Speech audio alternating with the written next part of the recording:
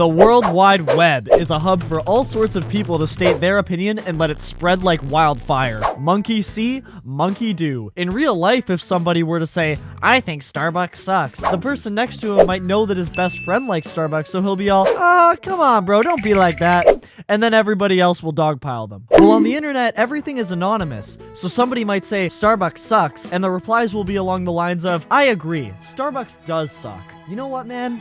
Maybe you're right. And of course, Starbucks f***ed my wife! A typed out opinion has a lot of time to sit, and especially if the majority of the internet says something sucks or something is the best thing ever, a lot of people will want to agree simply because disagreeing on the internet can be really scary for some people. I mean, in real life, a disagreement won't get your house address leaked to the public, and in most situations, you probably won't get told to kill yourself. I've noticed a pattern on the internet where every time something new comes out, there's a massive hate train, no matter what it is or how good it is. So, why do good things get hated on so much, and why do I care? Let me give some examples first. Grand Theft Auto 5 suffers the terrible fate of overstaying its welcome.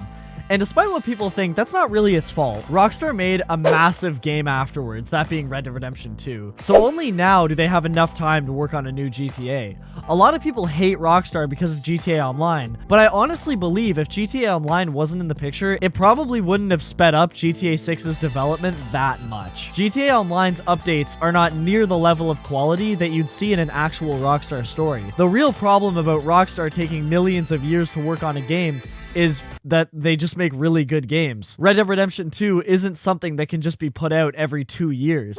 I'd sure like to hear all about your exploits. Is that right now? Oh, I know a spot where we can go where we won't be overheard. Come on, honey. Not much further. And here we are. Good girl. That's him, all right. Ain't nothing personal. You shouldn't have come back to Saint Denis. After... And GTA 6 is definitely not going to be a small game. When GTA 5 came out, it received lots of praise, but also a big group of people mad that it wasn't like GTA 4. Nothing new for a game to be compared to its predecessor, but the reason why there's a massive GTA 4 good, GTA 5 bad circle jerk now is just because GTA 5 has been around way too long for people to embrace it the same way. When GTA 6 comes out, there's going to be a wave of people who make it their life mission to try and convince everybody that GTA 5 was so much better and nothing will ever compare.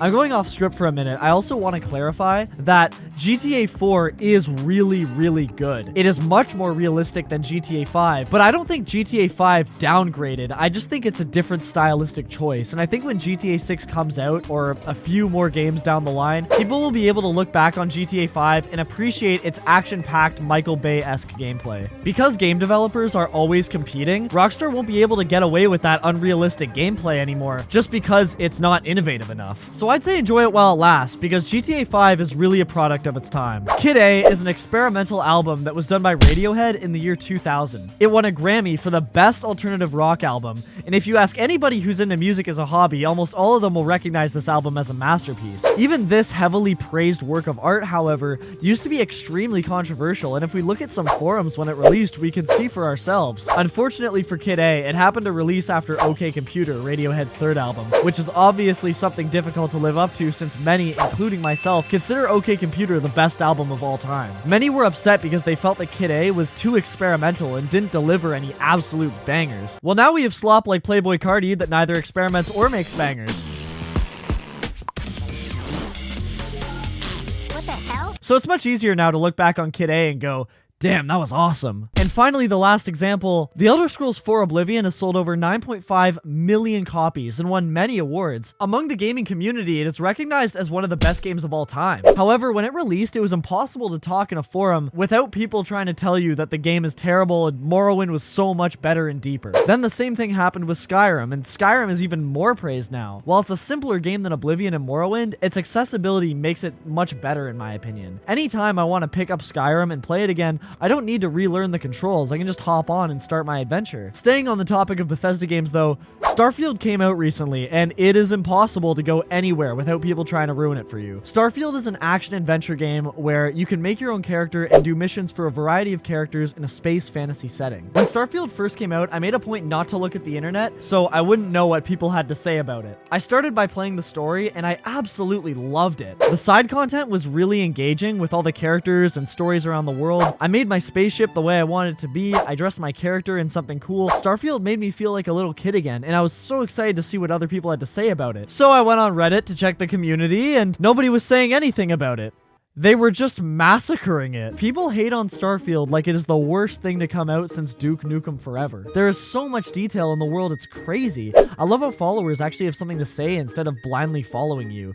And they also have special missions if you bond with them enough. I see the argument a lot that Morrowind has a lot more content, therefore Bethesda isn't trying anymore. Morrowind was a text-based adventure game, and Starfield has a lot more dialogue. I mean, there's all kinds of things in this game that would require more effort just to make it look good. I think Starfield is flawed, but doesn't deserve near the amount of hate it gets. So GTA 5, Kid A, and Starfield have all received lots of hate. But why does this happen? Why do so many good things get attacked for seemingly no reason at all? Negativity is a plague, and a lot of people don't know, but it is actually addicting. When you complain, you get a feeling of relief, so your brain will want to do it more. However, when you complain, it can also lead you to feel more negatively about your environment and experience feelings of anxiety, hopelessness, and anger. Due to it being so easy to spread negativity to people online, being anonymous and all, people love to do it. After all, why just settle with not liking something? It's a lot more interesting to hate it instead. And due to there being a lot of complaining on the internet,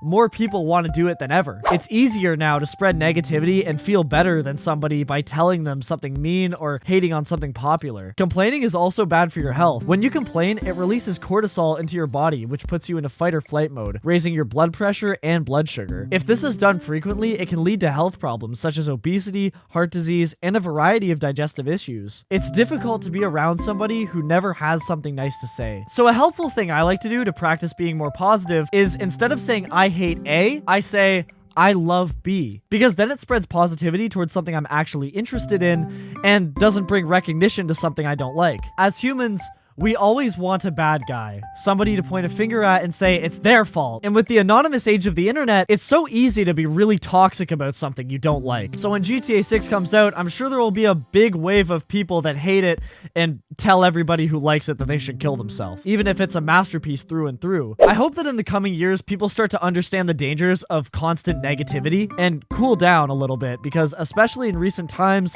it's a little bit out of control. Most importantly, what do you guys think of all this? Do you like something that a lot of people really dislike? And if so, post your hot takes in the comments below, please. My big three things is the anime Future Diary, Starfield, and Wonka. I don't care what anybody says, the movie Wonka is a masterpiece. It is an amazing musical. It has an amazing story. Absolute 10 out of 10. Also, the new Hunger Games movie is the best Hunger Games movie. I am just ruining my non-existent reputation at this point for the sake of ruining it. Thank you guys so much for taking time out of your day to watch this video. And hold on, sorry, I'm getting a call from my wife. Hey, what's up? Starbucks is f***ing you again?